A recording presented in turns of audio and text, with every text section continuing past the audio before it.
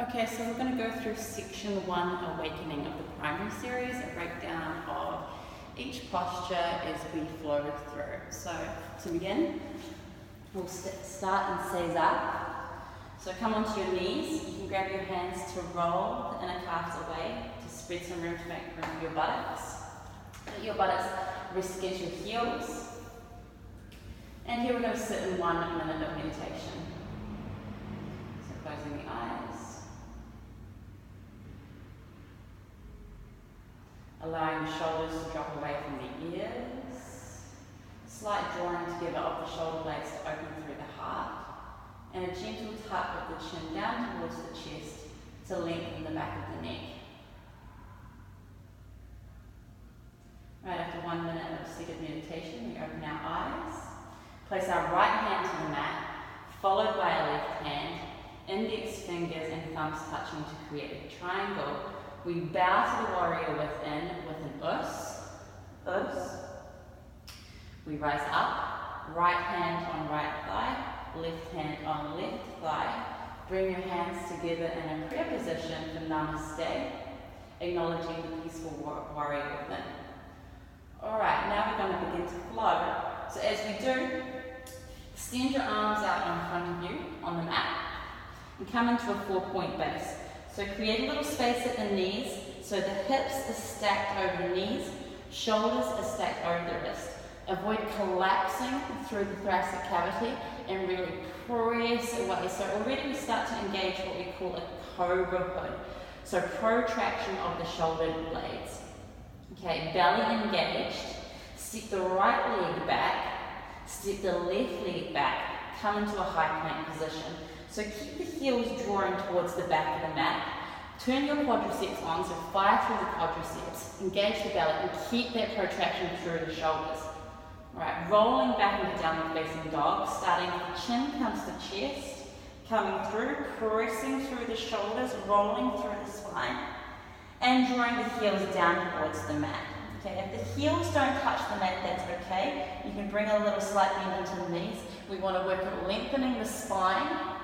So draw the heels down. If that doesn't work, remember, lift the heels up a little and take a bend into the knees. Alright, firm grip against the mat, spreading the fingers nice and wide, press through the fingertips. Right, starting with our rolling wave. Okay, so draw the heels up to the sky, stay on the toes of the feet. Avoid letting the shoulder girdle come forward, so keep the hips pressed back. So heels are lifted, but hips stay pressed back. Right, start the spinal roll through the spine, starting at the tailbone, coming into the thoracic cavity, the shoulder blades. Shoulders stack over wrists as the hips start to drop down, thighs engaged. Good.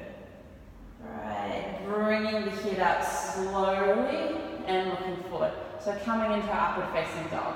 So things to look for here is heels forward. We want to keep the energy pressing back for the heels. Don't allow the thighs to collapse to the ground, so engage the quadriceps, lift up through the quads, glutes engaged. Avoid the shoulders hugging the ears, so press into the hands, resist the earth and lift up. Allow the collarbone to smile forward as you retract the shoulder blades together. So holding a nice strong up dog. Okay, to return, chin tucks to chest. Press through the hands. Okay, spread the scapula apart. Start to roll through the spine, rolling. Heels down, chin away from chest. Moving through our rolling wave. Alright, we're moving into rolling vinyasa. So once more, elevate the heels, hips stay back. Start your spinal roll through the spine, drawing the belly in. Good, cobra hood engaged.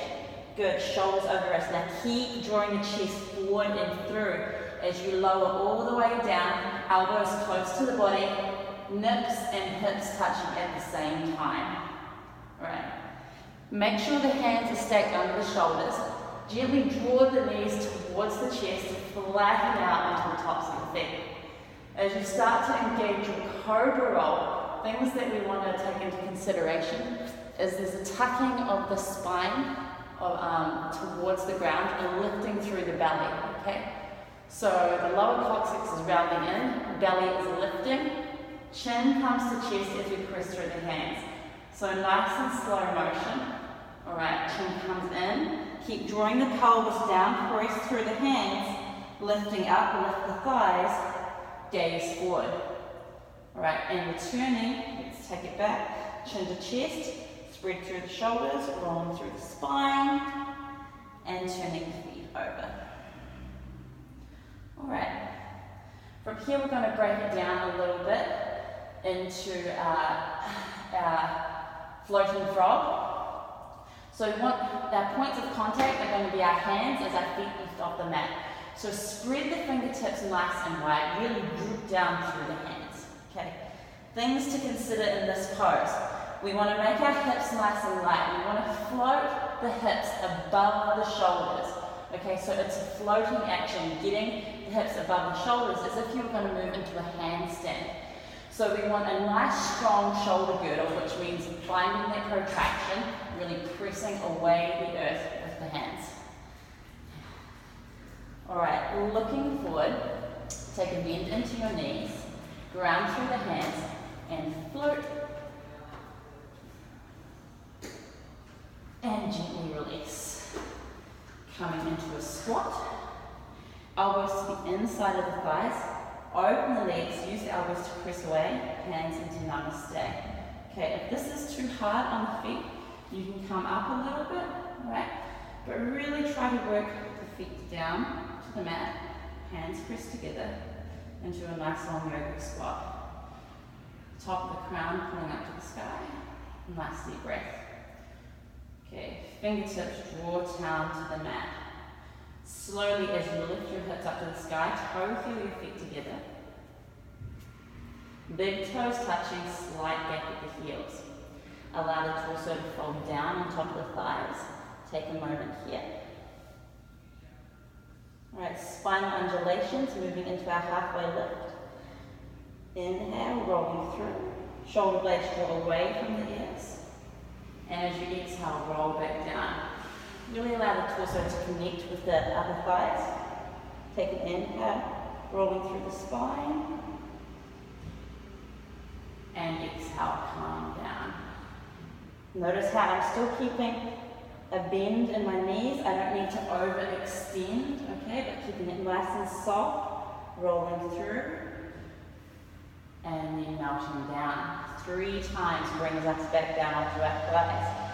Next inhale, rolling from the tailbone all the way up to the sky. Fingers engaged, not just hanging off our arm bones as we lift up.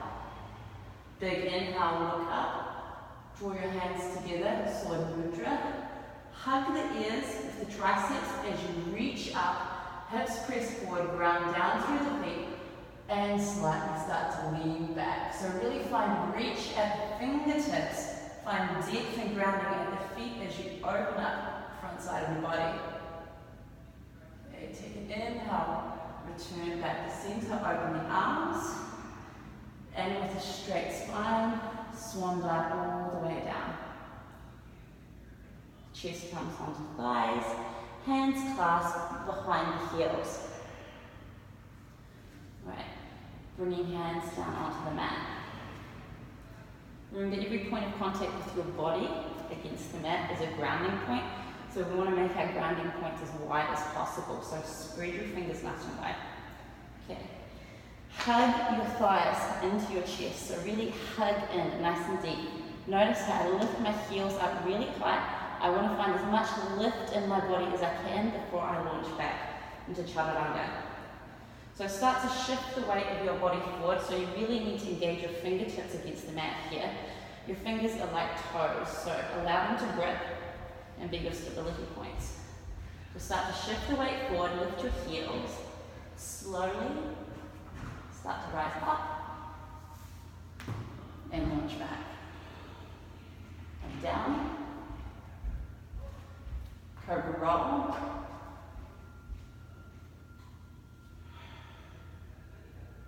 Tuck the chin. And downward facing dog. Right. And that is our first section of awakening of the primary series.